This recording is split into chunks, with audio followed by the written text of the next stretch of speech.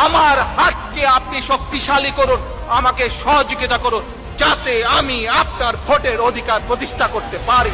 দেড় যুগ পর দেশে ফিরছেন তারেক রহমান।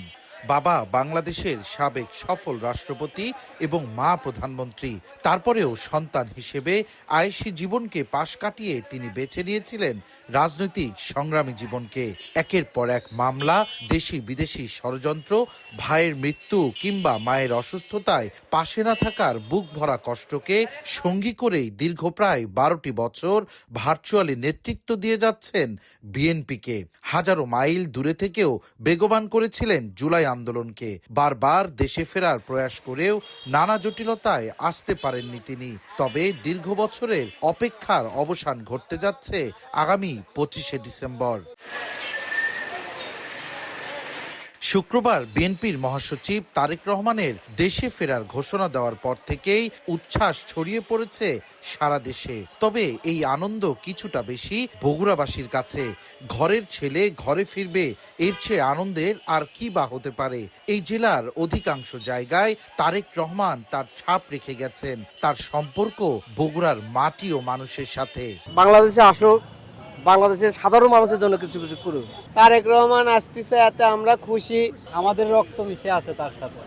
হ্যাঁ, বাংলাদেশে আসবে তারেক দিয়ে আমরা অনেক খুশি, অনেক আনন্দিত, আমাদেরকে অনেক ভালো লাগছে। সে আমাদের ভোটেই দেশের প্রধানমন্ত্রী হবে। আগামী 25 তারিখ দেশনায়ক তারেক রহমান তিনি পুনরায় আমাদের মাঝে আবার ফিরে আসছেন। এজন্য এদেশের সর্বস্তরের মানুষ উচ্ছ্বাসিত, উজ্জীবিত। উচ্ছ্বসিত তার নিজ দলের নেতাকর্মীরাও। তারা বলছেন বগুড়ার যেটুকু দৃশ্যমান উন্নয়ন তা তারেক রহমানের হাত ধরেই বাস্তবায়িত হয়েছে। তাই তাকে ঘিরে এই জেলার মানুষের আবেগ ও ভালোবাসা বরাবরই বেশি। তার স্বদেশ প্রত্যাবর্তন হবে ইতিহাসের সাক্ষী।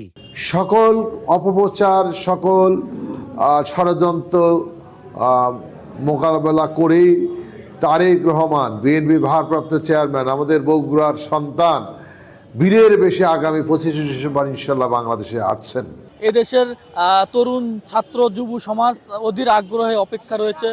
বাংলাদেশের মানচিত্র, মাটি, মানুষ সমস্ত কিছুই তার অপেক্ষায় অধীর আগ্রহে অপেক্ষা করছে। Tarique Rahman made in Bangladeshi.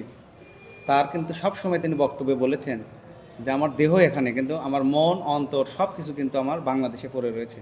তারেক রহমান বাংলাদেশের মাটিতে আসছেন তিনি নির্বাচনের জন্য ইনশাআল্লাহ, এবং বিএনপির এবং বাংলাদেশের হাল ধরার জন্য। আমরা চাই, বিশেষ করে আমরা বগুড়ার যারা তরুণ সমাজ, আমরা বিএনপির ভারপ্রাপ্ত চেয়ারম্যান জনাব তারেক রহমান, তার নিজ জেলা বগুড়া, তিনি বগুড়াতে আসবেন।